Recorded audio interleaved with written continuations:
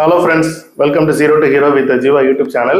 இன்னைக்கு வீடியோல வந்து பாத்தீங்க அப்படின்னா பாண்ட் இன்வெஸ்ட்மெண்ட் பத்தி உங்களுக்கு புரியுற மாதிரி சிம்பிளிஃபைடா இந்த வீடியோல உங்களுக்கு எக்ஸ்பிளைன் பண்ண போறேன்.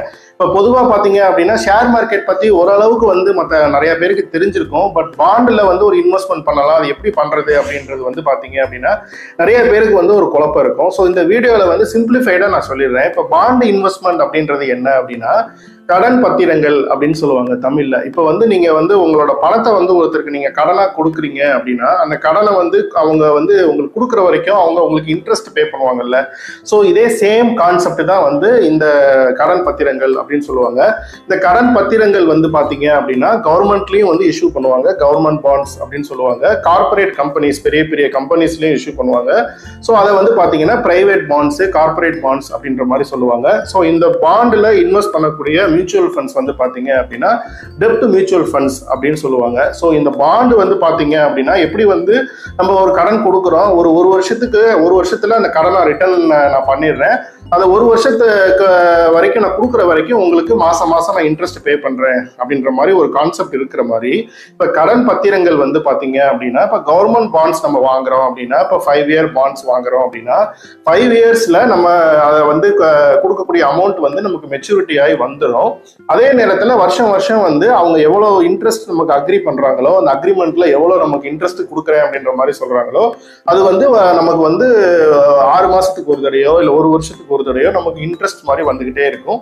ஸோ அதை பத்தி நான் டீடைல்டா நான் எக்ஸ்பிளைன் பண்றேன். இப்போ கவர்மெண்ட் பாண்ட்ஸ்ல என்னென்ன அட்வான்டேஜ் இருக்கு, என்னென்ன டிஸ்அட்வான்டேஜ் இருக்கு, கார்பரேட் பாண்ட்ஸ்னா என்ன, இதுல வந்து என்னென்ன விஷயங்கள் வந்து ஹைலைட்டான விஷயங்கள் என்ன, இதுல இன்வெஸ்ட்மெண்ட் பண்ணும்போது நம்ம என்னென்ன விஷயங்களை வந்து கவனிக்கணும், இப்போ வந்து பாண்ட்ஸுக்கும் ஸ்டாக் மார்க்கெட்டுக்கும் என்ன டிஃபரன்ஸ் இருக்கு, பாண்ட்ஸுக்கும் பிக்ஸட் டெபாசிட்ஸுக்கும் என்னென்ன டிஃபரன்ஸ் இருக்கு, பாண்ட் இன்வெஸ்ட்மெண்ட்டுக்கும் கோல்டு இன்வெஸ்ட்மெண்ட்டையும் நம்ம கம்பேர் பண்ணி ஓவராலா வந்து இந்த பாண்ட் இன்வெஸ்ட்மெண்ட் பத்தி ஒரு கிளியரா உங்களுக்கு ஐடியா கிடைக்கிற மாதிரி இந்த வீடியோல உங்களுக்கு நான் சொல்றேன். இப்போ பாண்ட் இன்வெஸ்ட்மெண்ட்ல என்னென்ன பாசிட்டிவ் சைடு இருக்கு, என்னென்ன அட்வான்டேஜஸ் இருக்கு அப்படின்றத ஒன் பை ஒன் நம்ம பார்க்கலாம். இப்போ பாண்ட் இன்வெஸ்ட்மெண்ட் அப்படின்றது ஒரு ரெகுலரா ஒரு ஸ்டெடி இன்கம் நமக்கு வந்துட்டே இருக்கணும் அப்படின்னா பாண்ட் இன்வெஸ்ட்மெண்ட் வந்து ஒரு ஆப்டான இன்வெஸ்ட்மெண்ட் அப்படின்ற மாதிரி சொல்லலாம். இப்போ ரொம்ப ஏஜ் ஆனவங்களா இருக்காங்க, நான் வந்து ஸ்டாக் மார்க்கெட்ல வந்து இன்வெஸ்ட்மெண்ட் பண்றதுக்கு விரும்பல, எனக்கு ரொம்ப ஏஜ் ஆயிருச்சு, இப்போ 60 வயசுக்கு மேல ஆயிருச்சு, இப்போ வந்து ஒரு ரிட்டைர்மெண்ட் பணம் கையில வச்சிருக்கேன், அந்த பணத்தை வந்து பேங்க்ல போட்டா எனக்கு வந்து இன்ட்ரெஸ்ட் வந்து கம்மியா கிடைக்குது, ஸோ எனக்கு வந்து கொஞ்சம் அதை விட நல்ல பெட்டர் ரிட்டர்ன்ஸ் வேணும், என்னோட கேபிட்டல் வந்து எனக்கு வந்து பத்திரமா இருக்கணும், கேபிட்டல் வந்து பிரச்சனை வந்துடக்கூடாது அப்படின்ற மாதிரியான மைண்ட் செட்ல இருக்கிறவங்களுக்கு பாத்தீங்க அப்படின்னா இந்த பாண்ட் இன்வெஸ்ட்மெண்ட் வந்து கரெக்டா இருக்கும். இப்போ ஒரு 5 வருஷத்துக்கு நம்ம ஒரு கவர்மெண்ட் பாண்ட்ல நம்ம வந்து இன்வெஸ்ட்மெண்ட் பண்றோம் அப்படின்னா கவர்மெண்ட் பாண்ட்ஸ்ல நமக்கு எவ்வளவு இன்ட்ரெஸ்ட் அக்ரி பண்றாங்களோ அந்த இன்ட்ரெஸ்ட் வந்து நமக்கு 6 மாசத்துக்கு ஒரு தடையோ ஒரு வருஷத்துக்கு ஒரு தடையோ கொடுத்துட்டே இருப்பாங்க. கவர்மெண்ட் பாண்ட்ஸ் வந்து ரிஸ்க் வந்து ரொம்ப கம்மி அப்படின்னு சொல்லலாம். ஸோ அந்த பணத்தை என்ன பண்ணுவாங்க அப்படின்னா இப்போ வந்து சென்ட்ரல் கவர்மெண்ட் பாண்ட் அப்படின்னா சென்ட்ரல் கவர்மெண்ட் இந்த மாதிரி அவங்களோட ப்ராஜெக்ட்ஸ்ல இன்வெஸ்ட் பண்ணுவாங்க. ஸ்டேட் கவர்மெண்ட் பாண்ட்னா ஸ்டேட் கவர்மெண்ட் ப்ராஜெக்ட்ஸ்ல இன்வெஸ்ட்மெண்ட் பண்ணுவாங்க. முனிசிபல் பாண்ட்ஸ்னா வந்து அதுக்கு தகுந்த மாதிரி அந்த பணத்தை வந்து இன்வெஸ்ட் பண்ணி ஸோ அதுல வந்து வரக்கூடிய அந்த அவங்களோட ப்ராஃபிட்ஸை வந்து உங்களுக்கு இன்ட்ரெஸ்டா வந்து ஷேர் பண்ணுவாங்க. ரெண்டாவது பெனிஃபிட் பாத்தீங்க அப்படின்னா ஒரு டைவர்சிபிகேஷன் பர்பஸ்க்கு நீங்க வந்து பாண்ட் இன்வெஸ்ட்மெண்ட்டை வந்து உங்க போர்ட்ஃபோலியோல நீங்க வச்சுக்கலாம். இப்போ நீங்க வந்து ஒரு இன்வெஸ்டரா இருக்கீங்க, இப்போ ரியல் எஸ்டேட்ல இன்வெஸ்ட் பண்றீங்க, கோல்டுல இன்வெஸ்ட் பண்றீங்க, ஸ்டாக் மார்க்கெட்ல இன்வெஸ்ட் பண்றீங்க அப்படின்னா உங்களுக்கு ஒரு போர்ஷனை வந்து இந்த பாண்ட் இன்வெஸ்ட்மெண்ட்ல நீங்க வந்து இன்வெஸ்ட் பண்ணி வச்சுக்கலாம். இந்த பாண்ட் இன்வெஸ்ட்மெண்ட் அப்படின்றது வந்து ஒரு ஸ்டெடி இன்கமா இருக்கும். இப்போ ஸ்டாக் மார்க்கெட்ல இருக்கக்கூடிய அந்த அளவுக்கு ரிஸ்க் வந்து பாண்ட் இன்வெஸ்ட்மெண்ட்ல வந்து கம்மியா தான் இருக்கும். தேர்ட் பெனிஃபிட் பாத்தீங்க அப்படின்னா உங்களோட கேபிட்டல் வந்து உங்களுக்கு நீங்க வந்து ப்ரொடெக்ட் பண்ணி வச்சுக்கணும். இப்போ வந்து ஷேர் மார்க்கெட்ல வந்து ஒரு பெரிய அமௌண்ட்டை நம்ம இன்வெஸ்ட் பண்றோம் அப்படின்னா நம்மளோட கேபிட்டலுக்கு வந்து பாத்தீங்க அப்படின்னா ஃபிளக்சுவேஷன்ஸ் கண்டிப்பா வந்து இருக்கும். ஸோ வந்து பாண்ட் இன்வெஸ்ட்மெண்ட்ல நம்மளோட கேபிட்டலை வந்து ப்ரொடெக்ட் பண்ணிக்கணும். ஏன்னா நிறைய சீனியர் பீப்புளோட மைண்ட் செட் எப்படி இருக்கும் அப்படின்னா நான் ஒரு அமௌண்ட் வச்சிருக்கேன், எனக்கு வந்து இன்ட்ரெஸ்ட் வந்து கம்மியா இருந்தாலும் பரவாயில்ல, எனக்கு வந்து என்னோட கேபிட்டல் வந்து குறைஞ்சிடக்கூடாது, கேபிட்டல் அப்படியே இருக்கணும், ஸோ அந்த மாதிரியான மைண்ட் செட்ல இருப்பாங்க. ஸோ அந்த பீப்புளுக்கு வந்து பாத்தீங்கன்னா பாண்ட் இன்வெஸ்ட்மெண்ட் வந்து ஒரு கரெக்டா இருக்கும்.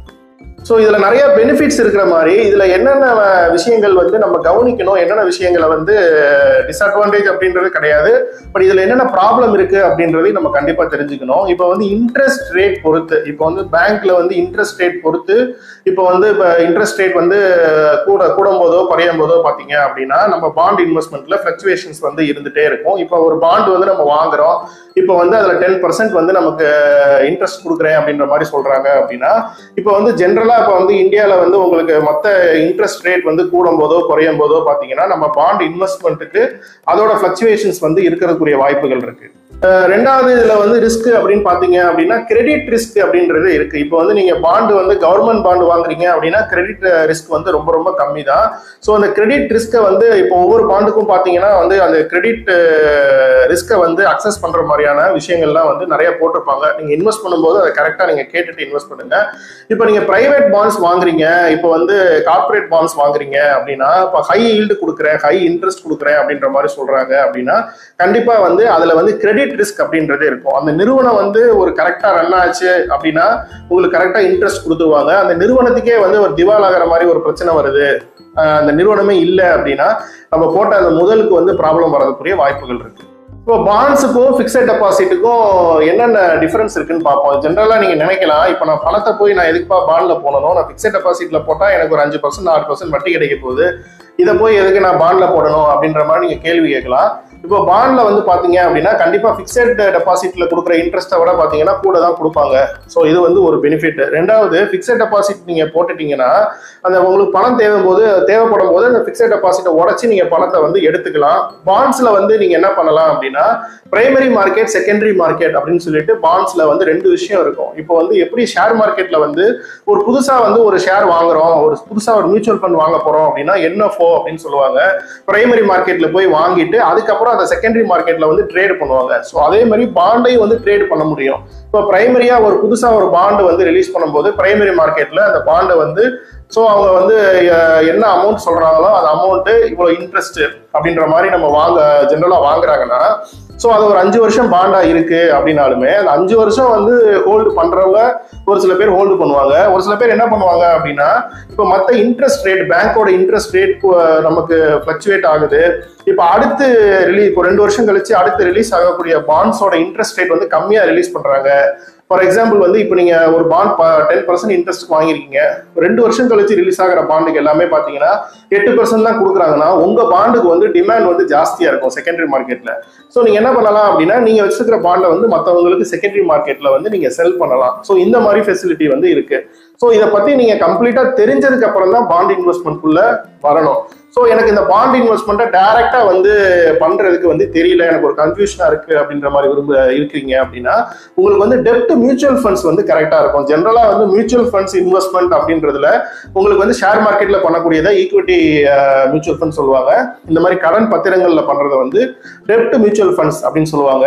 ரெண்டையுமே மிக்ஸ் பண்ணி பண்றதை வந்து பேலன்ஸ்டு ஃபண்டு, ஹைபிரிட் ஃபண்டு அப்படின்ற மாதிரி சொல்லுவாங்க. ஸோ நம்ம ஜென்ரலா வந்து நம்மளோட போர்ட்ஃபோலியோல மியூச்சுவல் ஃபண்ட்ஸ் நீங்க வந்து இப்போ நீங்க பாண்ட்ல இன்வெஸ்ட் பண்ணணும் அப்படின்ற மாதிரி பிளான் பண்ணிட்டீங்கன்னா த்ரூ மியூச்சுவல் ஃபண்ட்ஸ் மூலியமா இன்வெஸ்ட் பண்றது வந்து உங்களுக்கு ஒரு பெட்டர் ஐடியாவா இருக்கும். ஏன்னா இப்ப எந்த நேரத்துல அந்த பாண்ட் வந்து நம்ம வந்து செல் பண்ணணும், செகண்டரி மார்க்கெட்ல செல் பண்ணணும், ஸோ அந்த மாதிரியான விஷயங்கள் எல்லாமே அந்த ஃபண்ட் மேனேஜர் பார்த்துக்குவாங்க. ஸோ நீங்க வந்து உங்களுக்கு வயசுக்கு ஏற்ற மாதிரி, ஃபார் எக்ஸாம்பிள் நீங்க ஒரு 40 வயசுல இருக்கீங்க அப்படின்னா ஒரு 60% வந்து share market equity mutual funds, ஒரு 40% டெப்ட் மியூச்சுவல் ஃபண்ட்ஸ். ஸோ உங்களோட ரிஸ்க் அப்படைட் பொறுத்து நீங்க வந்து இன்வெஸ்ட்மெண்ட் பண்ணிக்கலாம். இப்போ கோல்டுக்கும் பாண்ட்ஸுக்கும் என்னென்ன விஷயங்கள் வந்து நம்ம வந்து டிஃபரன்ஸ் இருக்கு அப்படின்றத பார்ப்போம். இப்போ கோல்டுல நம்ம இன்வெஸ்ட்மெண்ட் பண்றோம் அப்படின்னா கோல்டு வந்து நமக்கு அது பேசாம அப்படியே கிடக்கும், நமக்கு கேபிட்டல் வந்து அப்ரிசியேஷன் ஆயிட்டு இருக்கும். நமக்கு வந்து ஃபியூச்சர்ல தேவைப்படும் போது கோல்டோட வேல்யூ வந்து கண்டிப்பா வந்து இன்க்ரீஸ் ஆகிட்டே இருக்கும். நம்ம வந்து அழகு வச்சுக்கலாம், இல்லை கொண்டு போய் வந்து நம்ம செல் பண்ணிக்கலாம். பட் அதுல நமக்கு இன்ட்ரெஸ்ட் வந்து வராது. வேற இந்த பாண்ட்ஸ்ல வந்து பாத்தீங்க அப்படின்னா உங்களுக்கு இன்ட்ரெஸ்ட் வந்து கிடைக்குது. ஒரு 6 மாசத்துக்கு ஒரு தடையோ இல்ல வந்து ஒரு வருஷத்துக்கு ஒரு தடையோ வந்து உங்களுக்கு இன்ட்ரெஸ்ட் கிடைக்குது. அதே நேரத்துல பாண்ட் வந்து உங்களுக்கு கேபிட்டலும் வந்து உங்களுக்கு அப்ரிஷியேட் ஆகுது. 5 வருஷம் கழிச்சு பாத்தீங்க அப்படின்னா உங்களுக்கு கேபிட்டல் வந்து அப்ரிஷியேஷன் ஆகி உங்க கையில வந்து உங்களுக்கு மெச்சூரிட்டியா கிடைக்கும். பாண்ட்ஸுக்கும் இப்போ வந்து ஷேர் மார்க்கெட்டுக்கும் என்னென்ன டிஃபரன்ஸ் இருக்கு அப்படின்னு பாத்தீங்க அப்படின்னா ரிஸ்க் தான் டிஃபரன்ஸ். இப்போ நீங்க ஷேர் மார்க்கெட்ல வந்து இப்போ டாடா மோட்டார்ஸ் எடுத்துக்கலாம். இப்போ டாடா கம்பெனி எடுத்துக்குவோம். டாடா மோட்டார்ஸ்ல போய் நீங்க வந்து ஒரு 1000 ஷேர் வாங்குறீங்கன்னா நீங்க வந்து ஒரு என்ன சொல்றது, ஒரு ஓனர் மாதிரி. நீங்க வந்து அந்த 1000 ஷேருக்கு வந்து டாடா கம்பெனில நீங்க வந்து ஒரு பார்ட்னர் மாதிரி, ஒரு ஓனர் மாதிரி. இப்ப நீங்க இதே வந்து இப்ப டாடா கம்பெனி இஷ்யூ பண்ற பாண்டுல போய் நீங்க அதே அமௌண்ட்டை நீங்க இன்வெஸ்ட் பண்றீங்க அப்படின்னா நீங்க வந்து ஒரு லெண்டர் மாதிரி. நீங்க டாடா கம்பெனிக்கு நீங்க வந்து கடன் வந்து கொடுத்துருக்கீங்க. நீங்க கொடுத்துருக்க கடனை வந்து அவங்க கொடுத்துருக்க அந்த லிமிட் பீரியட் வரைக்கும் அவங்க வந்து வட்டி கொடுப்பாங்க. அந்த பீரியட் முடிஞ்சதுக்கு அப்புறம் உங்களுக்கு அந்த கடனை வந்து உங்களுக்கு திருப்பி கொடுத்துருவாங்க. ஸோ ரெண்டுக்கும் இதுதான் வந்து டிஃபரன்ஸ். ஸோ வந்து நம்ம எப்படி வந்து ஒரு லெண்டரா நம்ம இருக்க போறோமா இல்ல வந்து ஒரு பார்ட்னரா நம்ம ஆக போறோமா அப்படின்ற மாதிரி பாத்தீங்க அப்படின்னா, இப்ப நம்ம பார்ட்னரா போக போறோம் அப்படின்னா நமக்கு உனக்கு அதில் தான் லாபம் ஜாஸ்தி. இப்போ வந்து ஷேர் மார்க்கெட்டில் இன்வெஸ்ட் பண்ணி லாங் டேர்மில் வெயிட் பண்ணி கரெக்டாக வந்து ஒரு ஸ்ட்ராட்டஜியோட நீங்கள் இன்வெஸ்ட்மெண்ட் நீங்கள் பண்ணீங்க அப்படின்னா உங்களுக்கு அதில் வந்து ப்ராஃபிட் வந்து அதிகமாக இருக்கும். பட் வந்து ஒரு குறிப்பிட்ட ஏஜுக்கு மேலே வந்து என்னையால் 5 வருஷம் 10 வருஷம் 15 வருஷம்லாம் வெயிட் பண்ணி என்னையால் ப்ராஃபிட்லாம் பார்க்க முடியாது. ஆல்ரெடி எனக்கு ஏஜ் ஆயிடுச்சு. ஸோ எனக்கு வந்து ஒரு 5 வருஷத்துக்குள்ள நான் இருக்கிற பணத்தை வந்து நான் சேவ் பண்ணணும், என்னோட கேபிட்டலை சேவ் பண்ணணும். ஸோ எனக்கு ஒரு இன்ட்ரெஸ்ட் மாதிரி கிடைச்சா போதும், எனக்கு பேங்க்ல கொடுக்கறத விட எனக்கு வந்து கொஞ்சம் கூட கிடைச்சா போதும் அப்படின்ற மாதிரி நீங்க எதிர்பார்க்குறீங்க அப்படின்னா பாண்ட் இன்வெஸ்ட்மெண்ட் வந்து உங்களுக்கு கரெக்டா இருக்கும்.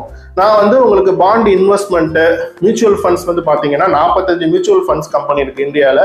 ஸோ 45 மியூச்சுவல் ஃபண்ட்ஸ் கம்பெனியில் உள்ள மியூச்சுவல் ஃபண்ட்ஸ் இது போக பாத்தீங்கன்னா life insurance, health insurance, group health insurance, உங்களுக்கு வந்து ஹை ஈல்டு ஃபிக்ஸட் டெபாசிட்ஸ் தேவைப்படுது அப்படின்னா உங்களுக்கு வந்து பெரிய கம்பெனியில் இப்போ மகேந்திரா, இப்போ ஸ்ரீராம் இந்த மாதிரி கம்பெனிஸில் வந்து ஃபிக்ஸட் டெபாசிட்ஸ் இது எல்லாமே வந்து நான் பண்ணி கொடுத்துட்டு இருக்கேன்.